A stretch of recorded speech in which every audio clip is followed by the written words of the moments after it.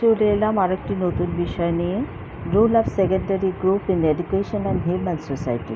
শিক্ষাক্ষেত্রে ও মানব সমাজে গৌণ গোষ্ঠীর ভূমিকা।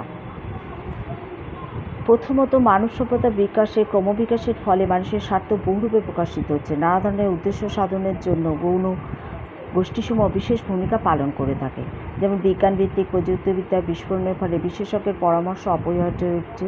তাই শিক্ষা ও সমাজ জীবনের প্রয়োজনে গড়ে উঠছে নানা ধরনের বড় বড় পরামর্শদাতা গৌণ গোষ্ঠী। 2 নম্বর হচ্ছে, শিক্ষা থেকে শুরু করে ব্যবসা বাণিজ্য বিভিন্ন পেশাদার ও গৌণ গোষ্ঠী গড়ে উঠছে, যার ফলে ব্যক্তির কাছে বিভিন্ন সুযোগ সুবিধার দরজা খুলে যাচ্ছে।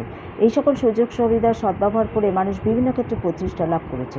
বিদ্যাভূষণ ও সচদেব বলেন, the secondary groups have open channels of opportunity. They provide a greater chance to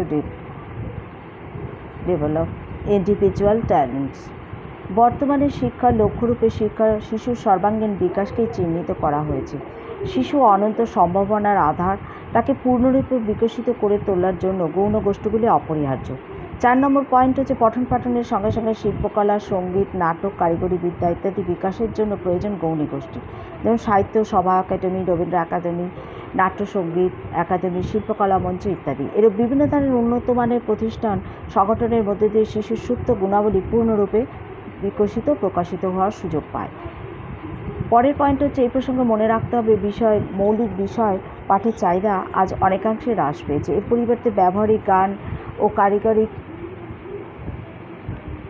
পরিবর্তিত সামাজিক অবস্থা অনুযায়ী শিক্ষার শিল্পকে সফলভাবে পরিচালনা করবার জন্য গৌণ গোষ্ঠীগুলির ভূমিকা অত্যন্ত গুরুত্বপূর্ণ হয়ে উঠেছে। বিশ্বজুড়েই শিক্ষাক্ষেত্রে এই প্রবণতা দেখা যাচ্ছে। সমাজে একদিকে যেমন প্রাথমিক গোষ্ঠীর প্রয়োজন, তেমনি বিশেষ বিশেষ উদ্দেশ্য নিয়ে গঠিত বড় গোষ্ঠীরও প্রয়োজন বর্তমান সমাজে গভীরভাবে অনুভূত হচ্ছে। এগুলো খুবই ইম্পর্টেন্ট কোশ্চেন, তাই আলোচনা করলাম।